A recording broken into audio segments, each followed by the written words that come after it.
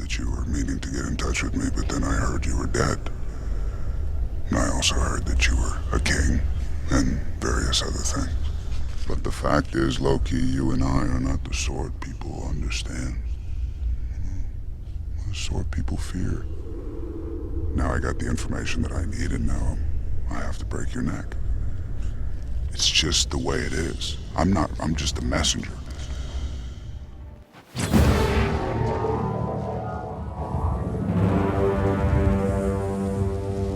Undying. You should choose your words more carefully.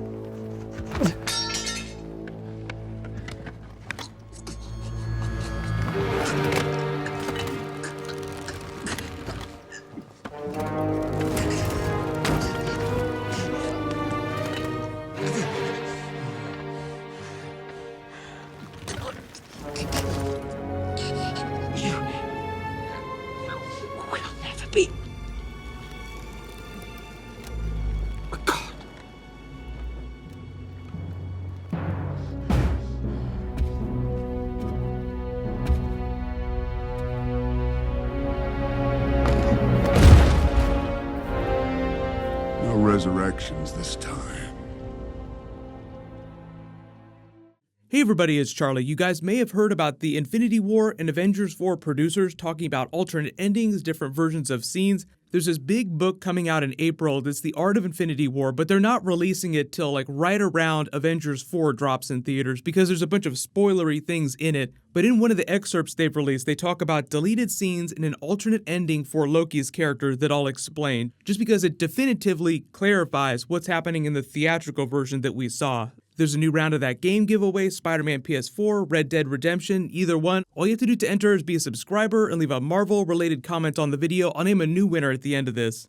The way the Russos and Tom Hiddleston explained this scene as we saw it in theaters is that Loki's trying to sacrifice himself in a last-ditch attempt to try and trick Thanos so he can kill him and stop all this bloodshed from happening. It's supposed to be this really redemptive moment for his character. I'll play a clip from Tom Hiddleston in a second where he clarifies that just a little bit. But there was a producer in this big Marvel art book that says that there was an alternate version of this scene early on where Loki was supposed to survive and leave on some special escape pod before Thanos showed up. When they started filming the scene where Thanos snaps Loki's neck, they said most of the crew members were really confused because they didn't have any of those pages. They were all expecting it to be the version where Loki gets away on an escape pod. The reason why that's such a big deal is because that clarifies that Loki really was supposed to die in this moment. There's all kinds of theories about how he'll come back, how he'll trick people because he is the god of mischief. But when the producers say there was a version where Loki was supposed to survive, it implies that this is the version where he dies.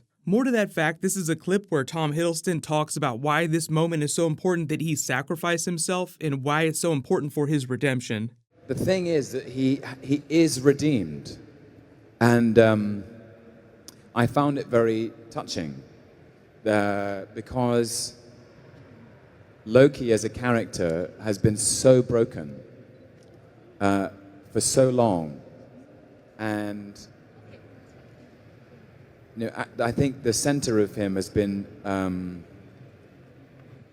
very fragile and very isolated after those traumatic events in the first film when he finds out he was adopted. But not only he was adopted, that his parents or his father had left him to die. So he has internalized that shame of being abandoned and being alone. And in all of that, shame is turned into something harder and angrier, which is why he becomes the villain he becomes. He comes down to earth. He tries to subjugate it. He becomes a villain in every sense of the word. He's motivated by hatred and anger. And then he loses his mother, and he's still kind of unself-aware in that way. And it's only losing his father who calls him one of his sons. Odin includes him, says, "Are my sons," at the beginning of Ragnarok.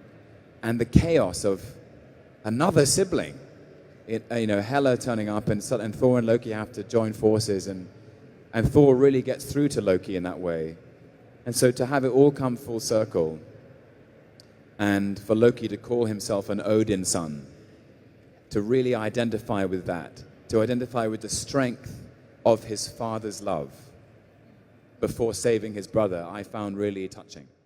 Doesn't Loki's sacrifice in this moment seem so much more important based on the way Tom Hiddleston explains it? I think you kind of absorb that in the moment, but the way he talks about it is so utterly specific about how he chose this family, and it makes you feel for Thor that much more because he cared about Loki that much. So it's just more confirmation that Loki in Avengers 4 is going to be an alternate version of the character, depending on which theory you believe, like either a straight up memory of someone because of BARFing technology from the original Avengers movie, a time travel version from that period, or even a straight up alternate universe version. Now, those are all different theories that people have had about the plot of Avengers 4, so it just depends on which one you believe. I mentioned it in another video, but a little kid at this same convention straight up asked him if Loki died in that moment, just because so many people have been asking him that. This was his answer. I've heard some amazing theories about this. I was in a park in London a couple of weeks ago, and some guys come and say hi, and they asked me the same question, and they said, hey, listen, I don't know, we need an answer to this question. All the other times Loki's died, and there've been a few, he stabs with his right hand, and now he's stabbing with his left hand. I was like, that's incredible attention to detail. Were you aware of that detail? What's that? Were you aware of that detail? No. Cool. Unintentional. Oh dear. The reason why he answers in that funny way is because he actually starred in scenes in Avengers 4, but he can't really talk about those scenes, and he's not really sure about what the entire plot of the movie is, so I think that genuinely he's not totally certain what's going on with his character, although he does have that Marvel Phase 4 TV series that they're developing for the Disney streaming platform, but they haven't really said what time period that's going to be set during, so early theory about that is that it's set during the past, just so they don't undercut this sacrifice in this moment here, like they really wanted this to land, and they don't want to roll it back because of some funny twist in a future movie. So if you're really bummed that Loki is dead in present day, don't worry, Odin can communicate from Valhalla with Thor. So even in another plane of existence, Loki can still do that with Thor, whether or not you believe that he's in Valhalla or in some other place, because technically he's not Asgardian. I feel like if Marvel went so far to redeem him in this moment and make him a part of Thor's family, they would also find a way to bend the rules to get him into Valhalla. What's going to happen next is that they just dropped an extended trailer for Spider-Man Into the Spider-Verse with a couple really cool Easter eggs, so I'll do a video for that next. It should be up in the next couple of hours. One of the directors of Avengers 4, Joe Russo, was also doing a recent Q&A, so if he says anything really cool about Avengers 4, about production or anything like that, I will totally make a video about it, so no worries. Congratulations, Danny Ben-Hur, you're the giveaway winner from my last big Marvel video. Please email me on the About page of my YouTube channel so I can get your contact details. Click here for that new Captain Marvel teaser, and click here for the new Dragon Ball Super Broly trailer. Thank you so much for watching. Everybody stay awesome. I'll see you guys tonight.